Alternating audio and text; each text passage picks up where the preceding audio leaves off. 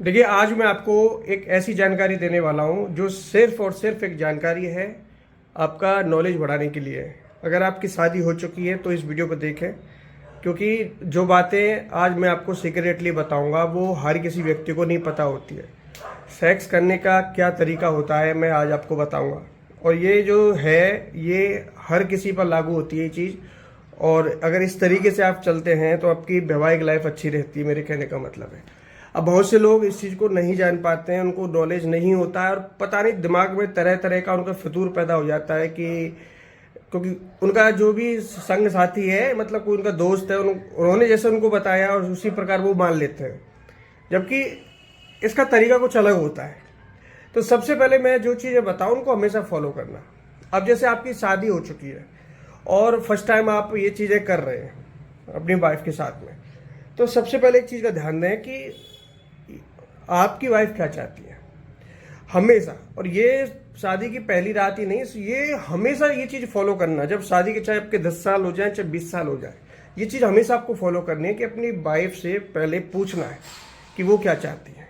अगर उनका मन है, क्योंकि आपका तो मन ऑलरेडी है, अगर उनका भी मन है तो ही ये आगे चलना चाहिए प्रोग्राम। अगर उनका मन नहीं है तो ये किसी भी हालत में नहीं होना चाहिए, क्योंकि दोनों पार्टनर की संतुष्टि से ही सेक्स किया जाता है, ध्यान रखना। अगर वो हाँ कह देती हैं तो फिर आप शुरुआत कर सकते हैं। और शुरुआत करने के लिए सबसे पहले आप एक चीज़ का ध्यान दें कि हमेशा कई लोग क्या करते हैं, हावड़ तावड़ में डायरेक्ट अपनी उस पोजीशन में आ जाते हैं, जबकि ऐसा नहीं करना चाहिए। क्योंकि ये जो इच्छा है ये आपके अंदर तो पूरी तरह जागृत है, लेकिन हो सकता है कि सामने वाले आपकी जो वाइफ, आपका जो पार्टनर है, उसके अंदर इच्छा नहीं हो, तो उनके अंदर ये इच्छा आपको जागृत करनी होती है। पहली बात ये ध्यान रखें। तो इस चीज़ को जागृत करने के लिए आपको फोर प्ले करना होता है। ये फोर प्ले की भूमिका बहुत अहम मानी जाती है सेक्स के दौरान, ध्यान रखना। इस दौरान क्या होता है फोर प्ले में कि आप जो महिला के जो अंग है, चाहे इंटरनल अंग हो, चाहे बाह्य अंग हो, चाहे आंतरिक अंग हो, इन अंगों को टच करना, मतलब आलिंगन करना, छूना, इन चीज़ों को पहले करना होता है। अब मेरी बात को समझ सकते हैं, मैं ज़्यादा डीपली नहीं जाऊंगा, लेकिन बहुत समझदार लोग हैं वो समझ गए होंगे। और हमेशा किसेस होती हैं, चुम्बन जैसे कहते हैं हिंदी भाषा में, इन चीज़ों से शुरुआत होती है, हमेशा ध्यान रखें। क्योंकि इस चीज़ से महिला के अंदर जो परफॉर्म्स करने की जो शक्ति है वो पैदा होती है, और उनका जो मन है वो तभी बनता है। अब आप डायरेक्ट खाली उनकी हाँ ली और उनके डायरेक्ट उनके साथ डायरेक्ट शुरू हो गए, वो आपको बिल्कुल नहीं करना है। वो केवल आप अपनी इच्छा को पूरा कर रहे हैं, उनकी इच्छा उसमें नहीं है, वो तो ज़बरदस्ती आपके साथ कर रही हैं।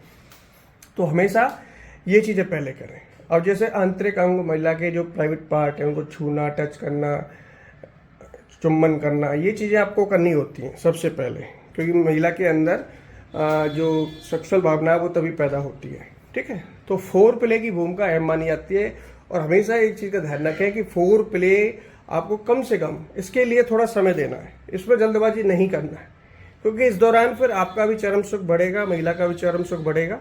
तो फोर प्ले की भूमिका से ही आप सेक्सुअल परफॉर्मेंस अच्छे से कर पाएंगे। ठीक है, नहीं तो बहुत से लोग कहते हैं कि सर हमारी टाइमिंग ख़राब है, हमारी टाइमिंग बहुत कम है। इसीलिए टाइमिंग कम होती है, क्योंकि जब फोर प्ले ही नहीं आप लोग करते, डायरेक्ट करने लग जाते हैं, तो फिर आप 1-2 मिनट में आप फ्री हो जाते हैं। जबकि अगर फोर प्ले करते हैं तो ये जो टाइमिंग है ये आपकी 20 मिनट 25 मिनट तक जाती है सीधी, ध्यान रखें। और इससे क्या हमारे शरीर का जो ब्लड सर्कुलेशन है वो भी अच्छा होता है, हमको ताकत मिलती है, सेक्स की इच्छा हमारी जागृत होती है दोनों पार्टनर्स की। इससे अगर फिजिकली भी देखा जाए ना, तो हमारे शारीरिक रूप से भी देखा जाए तो ये चीज़ें हमारे शरीर के लिए बहुत ही ज़्यादा महत्वपूर्ण होती हैं और लाभदायी होती हैं। कहने का मतलब ये है, क्योंकि मैं ऑलरेडी आपको पहले भी कई बार बता चुका हूँ कि सेक्स करने के बहुत फ़ायदे होते हैं। सेक्स करने से हमारा स्टेमिना मजबूत होता है, अंदर से ब्लड सर्कुलेशन अच्छा होता है, दिल मजबूत रहता है। क्योंकि आपने मान लीजिए 2 किलोमीटर की रेस करी, जिस दौरान आपने अपना कैलोरी बर्न किया, ठीक है, और उस दौरान आपका जो सांसें फूलना है, या फिर आप जैसे कि बहुत से लोग क्या करते हैं, रनिंग नहीं कर पाते हैं, तो जैसे वो रनिंग करते हैं तो उनका स्टेमिना मजबूत होता है। ये एक प्रकार की रनिंग मान लीजिए। ये आपकी एक्सरसाइज होती है एक प्रकार की, ध्यान रखिए, और दोनों पार्टनर्स की। तो इससे फिर हमारा ब्लड सर्कुलेशन अच्छा रहता है, हमारे हार्ट की पंपिंग अच्छी होती है, और बीपी और हर चीज़ में भी फ़ायदा देता है। सेक्स करने के बहुत बेनिफिट होते हैं, ध्यान रखना। इसके ऊपर मैं कभी और बात करूँगा। कम से कम 9 बेनिफिट होते हैं सेक्स करने के। तो हमेशा इस चीज़ में कभी भी आप जल्दबाजी बिल्कुल नहीं करना। तो फोर प्ले की भूमिका सबसे अहम रखना। उसके बाद आप धीरे धीरे आप पेनिट्रेशन कर सकते हैं। पेनिट्रेशन का मतलब कि योनि और जो आपका पेनिस है, उन दोनों को आपस में, जो आप समझ गए होंगे, वो चीज़ आप फिर कर सकते हैं फोर प्ले के बाद, ठीक है। जिससे कि महिला के अंदर भी चरम सुख पूरा बढ़ जाएगा और उनको भी मजा आएगा और बराबर में आपको भी आएगा। फिर इससे फिर लास्ट में क्या होता है कि अब देखिए, हमेशा सेक्स के दौरान एक चीज़ का ध्यान रखें, थोड़ा सेफ्टी रखें। अगर आप बच्चा नहीं चाहते हैं तो कॉन्डोम का प्रयोग करें, क्योंकि कॉन्डोम आपको वैसे भी यूज करना चाहिए, क्योंकि बहुत से ऐसे लोग होते हैं जो जल्दबाजी में गलत कर बैठते हैं, वो ना चाहते हुए अनवांटेड प्रेगनेंसी उनको हो जाती है। तो आप ज़्यादा से ज़्यादा कॉन्डोम का यूज करें। और एक सेफ्टी वाइज देखा जाए कि इन्फेक्शन से भी बचा जाए तो भी आपको ये यूज करना चाहिए। अब पीरियड्स में कई लोग सेक्स कर बैठते हैं, वो गलती उनको भारी पड़ सकती है, तो उस दौरान भी आपको इसका यूज करना चाहिए। और मैं तो आपको कतई रिकमेंड नहीं करता हूँ कि आप पीरियड्स के दौरान संबंध बनाएं, कहने का मतलब है। तो इन छोटी छोटी बातों का ध्यान रखें। तो फोर प्ले हमेशा करें। अगर आपको अपनी टाइमिंग बढ़ानी है, चरम सुख बढ़ाना है, तो ये सबसे अहम भूमिका होती है, ध्यान रखें। धन्यवाद।